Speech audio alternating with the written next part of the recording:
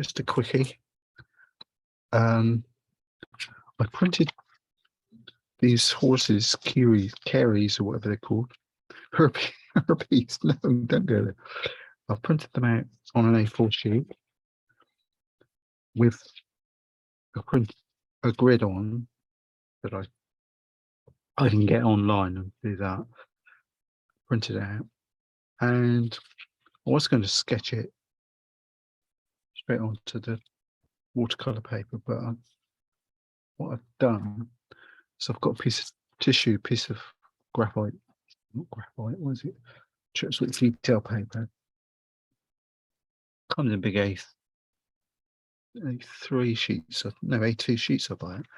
And all I've done, so I didn't want it, doing it this way, I can position where I want get an idea of the scale relating to my watercolor paper, which is underneath. I just slowly, I just gently, not slowly, gently taped it on with a little bit of masking tape. The beauty of now, I can move it around wherever I want it. Get a rough shape. To draw the grid on here, I use, where's it gone? There you go. Grandad gave me an old wooden school ruler.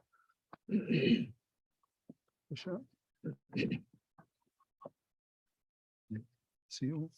An old ruler, and I've just, what I did, I put a center line, and I sort of just made a mark where I thought the scale of my horses need to be.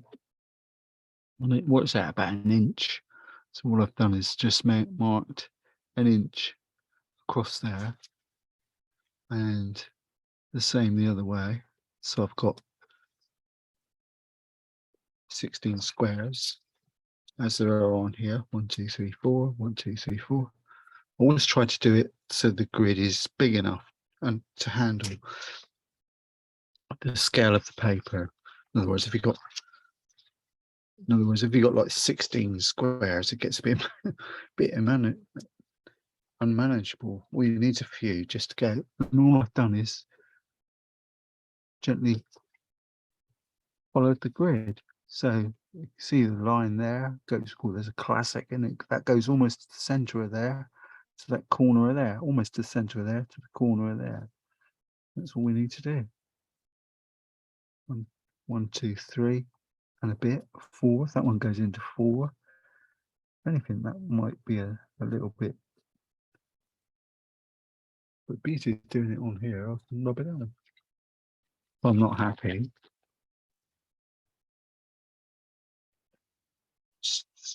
say I can just sneak it off. It's just a putty rubber. Great, this one, because you can mold it to a shape. So you can just do a little point. Look it just nicks. So I don't want to really lose my lines. And just, there's a straight, it's always straight that way.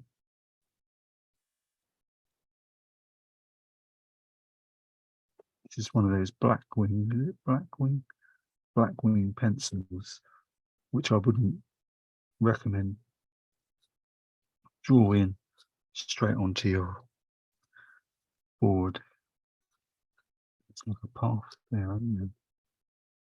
The only problem I've got is the picture's got the trees in here, so I can't actually see what's going on. And then I'll just slowly follow in the grid.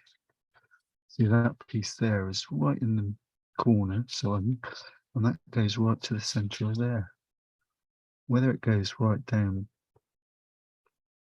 lower, I don't know. My next trick, 2, 6.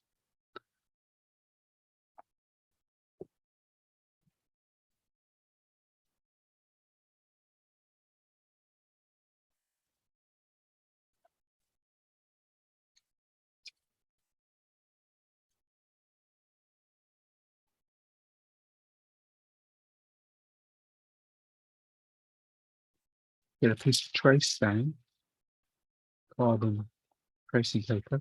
Well, call it tracing paper, it's not paper, but it's carbon sheet really. And now I can decide, I haven't actually done that yet, make a decision where I want the things to be. I think I want them right up in just off centre. That there. I haven't actually given it too much thought on it. I'll do it anyway. That bit of tape. Pop down. Sounds a bit fiddly, but once you've done it once or twice, it doesn't take long. And I've got this tape's gone loose.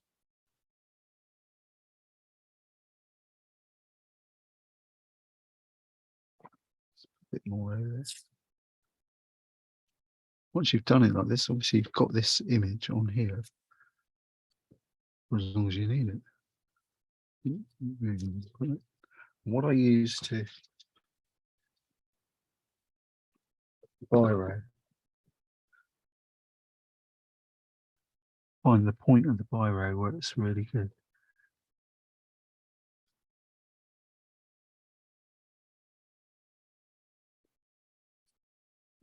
Double checking that you've got it, got carbon around the right way. Once you, it was just these horses, carries, whatever they call them, was part of the composition that I was wanting to get fairly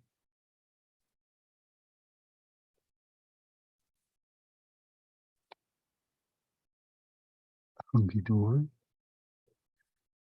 I found if I did start off with the portraits, just watercolour pencil the grid onto the paper, but even then it was difficult to get rid of. Wash off when you finished, so I've gone on to this stuff. I'll show you the packet in a minute.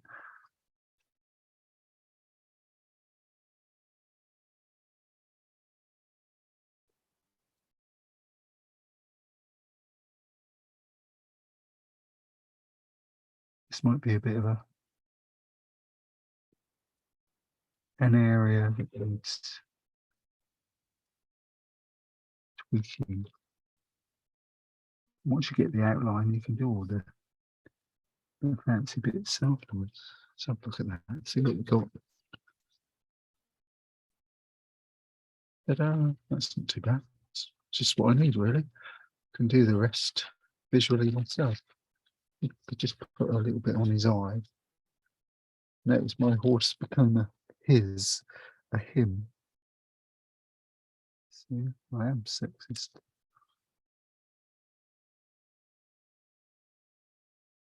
Not too bad. Fortune favours the brave. What I sometimes do, well, sometimes I always do, is I'll mark put a cross on the board and the paper, mark, so that if it does go, I do need to put it back on. I can get it more or less in the same spot.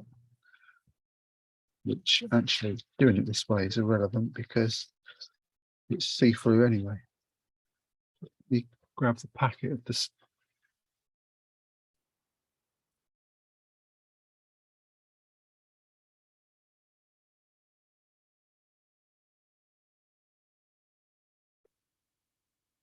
No, didn't work.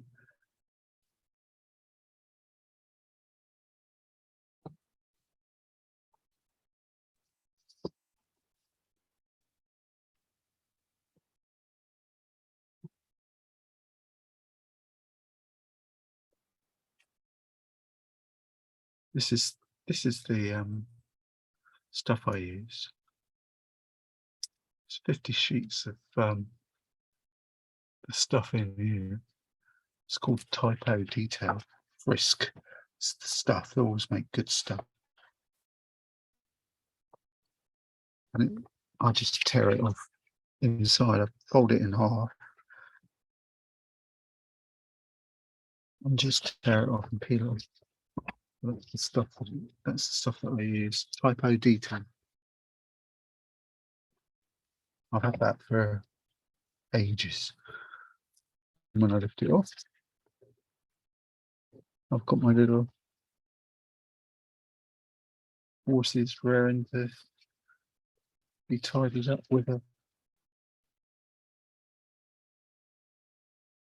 HB pencil and just make them a little bit darker, but I'll do that later when I get the